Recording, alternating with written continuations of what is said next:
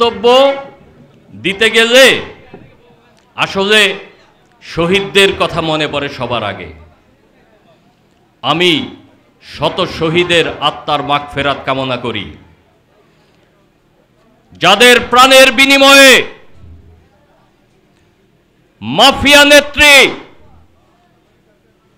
স্বৈরাচারিণী খুনি শেখ হাসিনা বিদায় নিয়েছে। নেতাকর্মীদেরকে কিন্তু ফেলায় রেখে গেছে, পালায় গেছে। মনে পড়ে মুগ্ধর কথা, মনে পড়ে আবু সাইদের কথা, মনে পড়ে রিফাতের কথা।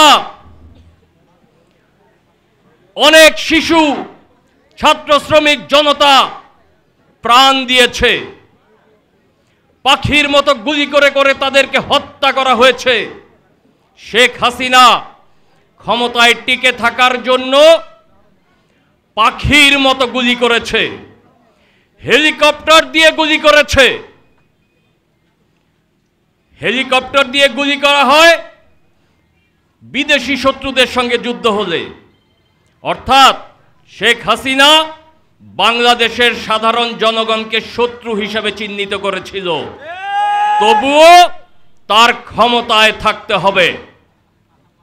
রক্তে রঞ্জিত করেছে ঢাকার রাজপথ, রক্তে রঞ্জিত করেছে বাংলার রাজপথ, রক্তে রঞ্জিত করেছে টাঙ্গাইলের রাজপথ। ক্ষমতায় থাকতে পারে নাই, ক্ষমতা ছাড়তে হয়েছে। কিন্তু হাজারো মানুষকে হত্যা করে গিয়েছে। আজকে আমরা 1971 সালে মানচিত্র পেয়েছি। 1971 সালে আমরা মানচিত্র পেয়েছি। 2024 সালে আমরা মুক্তি পেয়েছি, জনগণের মুক্তি। আজকে শেখ হাসিনার পতন হয়েছে। আমরা আমাদের নেতা ফরহাদ ইকবাল জেলা বিএনপির নেতা বলে গেলেন, আমরা ঘরে ঘুমাতে পারি, অন্তত তো ঘরে ঘুমাতে পারি। হ্যাঁ, আমরা ভালো আছি। দেখেন, শত শহীদ, ছাত্র, শ্রমিক জনতা প্রাণ দিয়েছে। কেন প্রাণ দিয়েছে? প্রাণ দিয়েছে একটি গণতান্ত্রিক বাংলাদেশ গড়ার জন্য।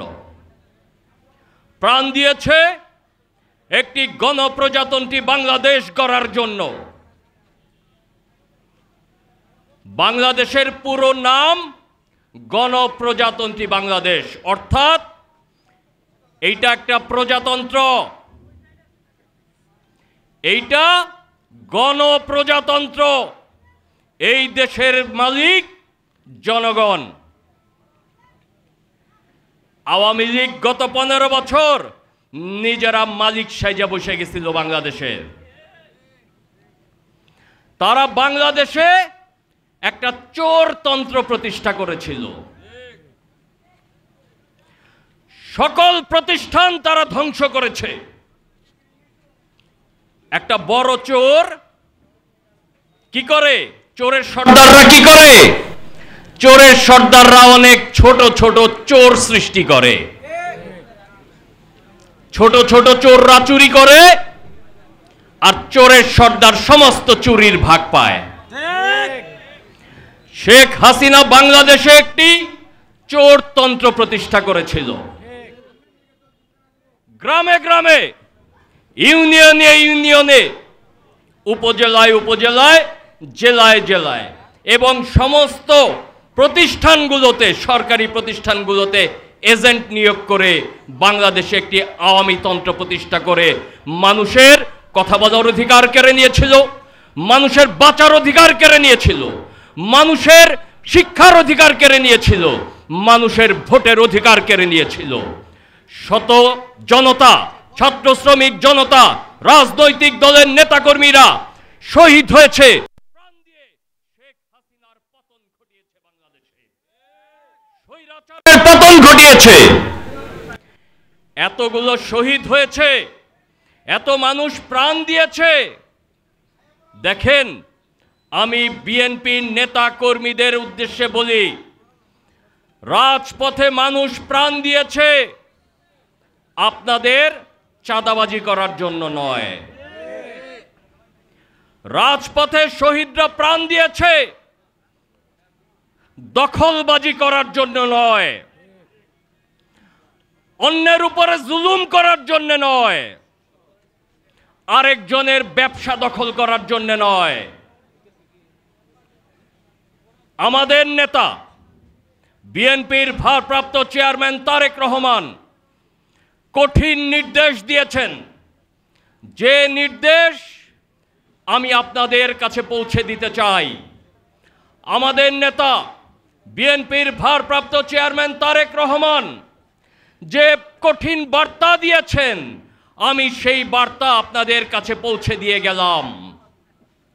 আইন কেউ নিজের হাতে তুলে নেবেন না, অন্যের উপর জুলুম করবেন না।